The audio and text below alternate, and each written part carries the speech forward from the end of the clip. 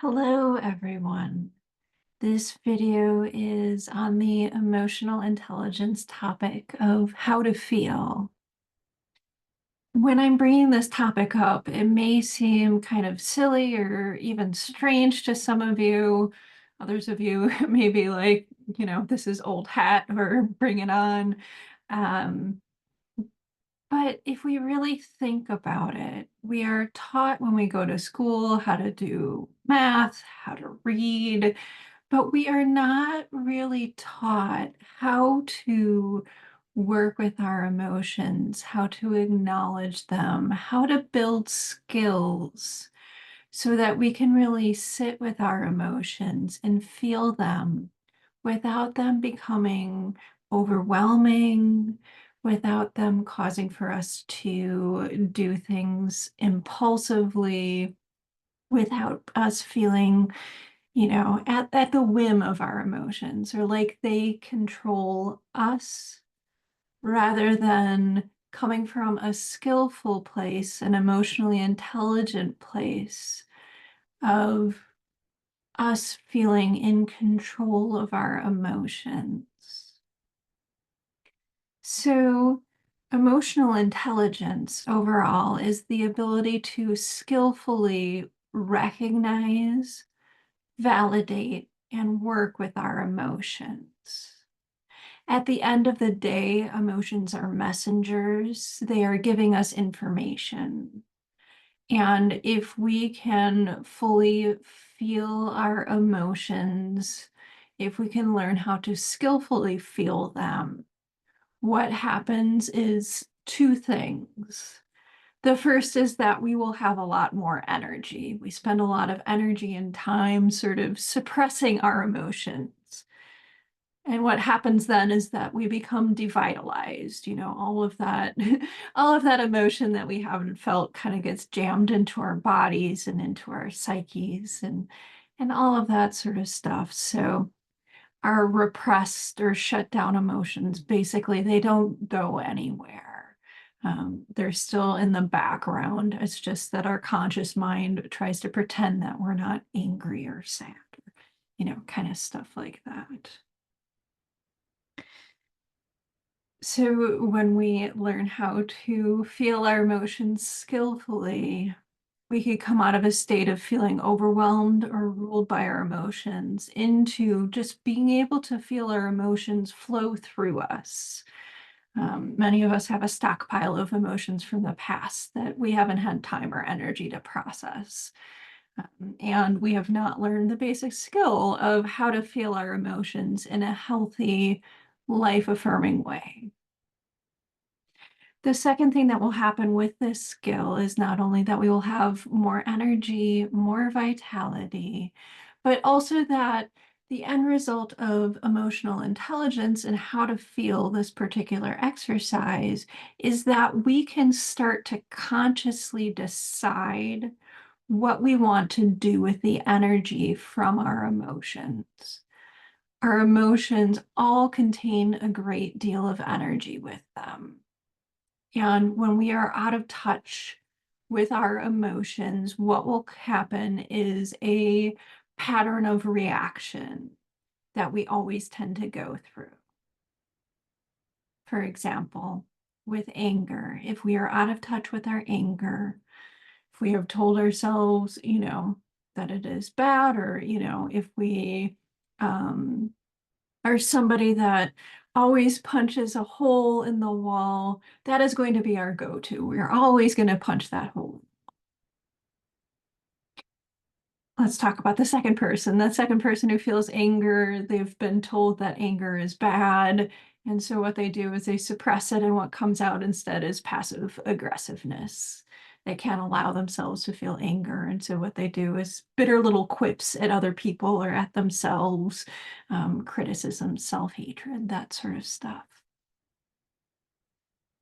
The third type of person might deny that they're angry overall. Maybe they're, a spiritual type who is being like, oh, I can't be angry. I'm, Buddhist or something, or just like, I can't be angry. I don't feel anger. I'm above that, or I'm beyond that, or just, I wouldn't be a good person if I felt angry. All of that sort of stuff can definitely come into our mind. And so, by really allowing ourselves to feel our emotions, to know that they're just messengers, that they are giving us particular messages that we should be aware of, what can happen is that we could come out of that subconscious reactivity, those patterns that happen when we're out of touch with our emotions, and again, into choosing consciously what we want to do. For example, if we get angry, it could be a whole spectrum of choices. We may choose to punch somebody in the face to get into a verbal altercation. We may choose to go for a walk, or leave the situation. We may choose to exercise, go for a walk, go for a run, to utilize that angry energy. We may decide to meditate and really feel into what that anger energy is about, and validate it, and feel the possibility of that anger energy. There is a whole spectrum of choices that becomes available to us when we acknowledge our anger, when we feel it in an embodied way. That is a big part of this skill, is that emotions are not intellectual abstractions. They are things that are meant to be felt. And so if we can feel them in an embodied way, what happens is that physically, emotionally, spiritually, mentally, all levels, things can come online, things can, emotions can process and they can heal, and we can come out of that state of reactivity or held emotions from the past into the possibility of a future where we can choose what our reaction to specific events and experiences will be, as well as allow for the feeling or emotion of anger or any other emotion to simply flow through us. We can experience it, it can flow through us, and we can let it go. We can understand its message and we can just feel it, let it go. That is the possibility of emotional intelligence and of doing work like this. So I wrote a blog a couple years ago, How to Feel. This is a big subject area for me. I've written a lot about it, and I'm excited to share this exercise via YouTube today because I know a lot of people are visual learners. And so I hope this work gets to as many people as needs it. I will go to other shout outs. So in the information regarding this post, you will see a link to the blog, called How to Feel. I will also say that instructions for how to feel and a whole chapter on emotional intelligence is in my book, Shadow Work for the Soul. And for people looking to take an even deeper dive into emotional intelligence and learning what their body has to say, I do suggest my book, The Body Deva. What the Body Deva teaches is how to go into the body, um, feel into the body, and actually communicate with the body consciousness, to feel into emotions and experiences that we have suppressed or sort of put down in our subconscious mind, um, to let them arise in a safe, healthy way, for them to find some type of resolution. So it's really beautiful work to become more embodied, become more ensouled. So I will leave things there. We will now go to the exercise, How to Feel. So to do this work is fairly simple. Again, we always want to do it in an embodied way, meaning including the body. This is what somatics is all about. This is about really feeling things rather than mentally trying to wrap our minds around them or intellectualizing them. If we are able to feel things, they process. If we mentally process things, we may understand them, have sort of a top-down view of them, but we will not process them on all levels. So get yourself to a comfortable seat, or you're welcome to lie down in bed. I find for people who have a tendency to have fear or worry or, tend to be kind of carried away by emotions, that sitting up tends to work a bit better than lying down. You are welcome to do either. Kind of feel yourself in your chair. Take a breath in and out. And start to question how you are feeling right now. It may be, I am feeling angry, I am feeling sad, I am feeling irritated. Um, this grouchy person at work really has me, questioning my life. Emotions can be more complicated as well. Sometimes we are sad, we are angry, but other times it may be something like, I kind of feel like I could punch things, but I also feel sad, and I also kind of feel numb, and I feel overwhelmed, and I'm not sure what I'm feeling. I feel a little confused. That is one feeling. We may also be feeling things like, I am in pain, or I feel numb, I feel empty. Those are all feelings as well. Once you've determined how you're feeling, what you're going to do is ask your body to show you where you are holding that feeling. Do a body scan starting at the feet, up to the head, down the arms. And notice which area or areas of your body sort of highlight or draw you to them. You may have one area that shows up clear. This is the area, but for most of us, we may have 2, 3, 4 areas. If you do have multiple areas, ask which of these areas you should work with today.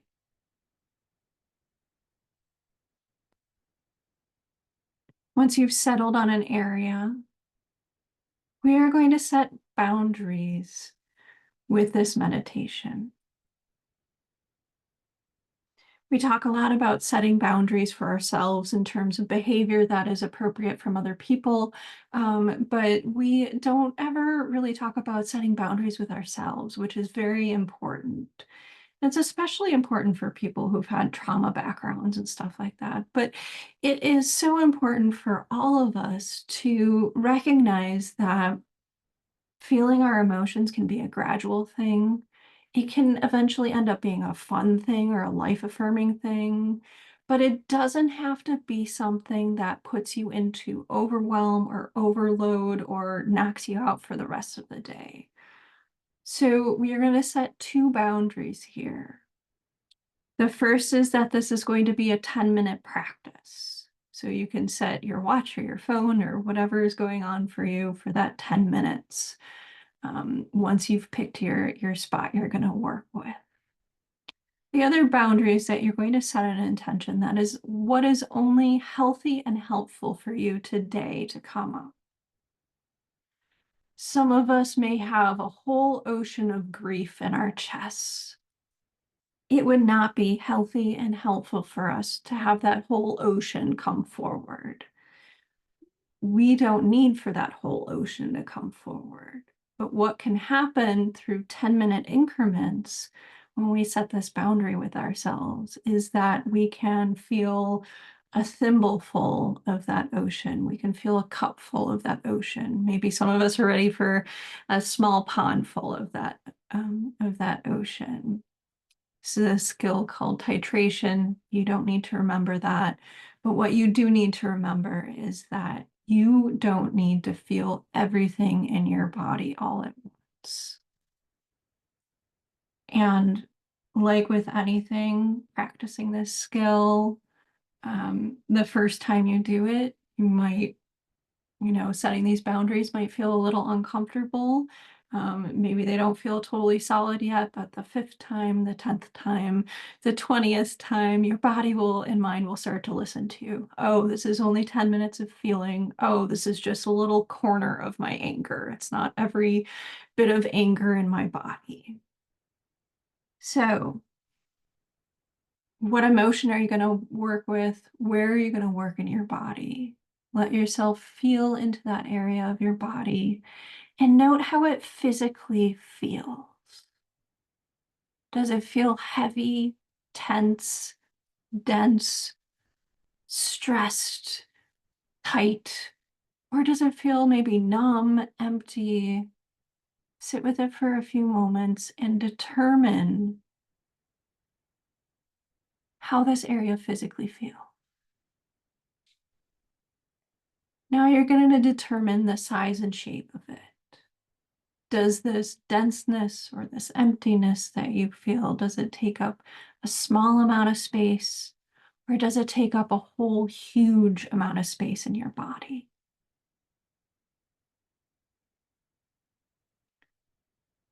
Now, what you're going to do with your 10-minute timer, going with that healthy and helpful intention, is that you're going to bring your awareness to that feeling in your body and to that physical sensation in your body, and give permission for yourself to feel whatever you're feeling there. And it likely will be that initial sort of sensation that came up. Oh, I'm feeling really angry because of work. Okay, I'm feeling denseness in my stomach. And when I feel into that denseness, I am feeling anger. I'm feeling angry. Just bring your awareness gently to that area of your body. If you get distracted, just bring it back again to that area of your body and just allow for yourself to feel for the remainder of the 10 minutes. Whatever thoughts or sensations or memories or emotions or whatever comes up, be sure to validate them. And that means saying something like, I have every right to feel angry about this situation. Or if a memory comes up, I felt sad about that when I was a child, or when I was a teenager. And as a child, I had every right to feel sad about that. Let that sort of sink into your body, that validation. One of our primary psychological needs is to be seen and heard, and a lot of our emotions just simply need for us to sit with them and acknowledge them in a way that feels good, that feels supportive, that is not a case of non-compassion, like I'm feeling you, so you go away. That is not what we are doing here. We are going in compassionately with the understanding that whatever we are feeling, whatever we felt, whatever comes up for us, we have a right to feel it. We have a right to acknowledge it. We may have different perspective today than, what angers or lack of justice or whatever comes up for us from when we were like a teenager or in our 20s, or from when we were 8, or whatever comes up for you. Whatever comes up for you, validate it, let it know it has a right to be, and just let it sort of flow through you like a river. Whatever comes up for you, don't get stuck on it. Just treat it as interesting, acknowledge it, validate it, and then just allow for it to pass through you. At the end of your 10 minutes, offer you yourself and your body and your emotions a sort of pat on the back for participating in this with you. And it sounds so simple. Often people think of meditation as these practices that need to be hours long or some sort of monk on the top of a mountain somewhere in complete silence.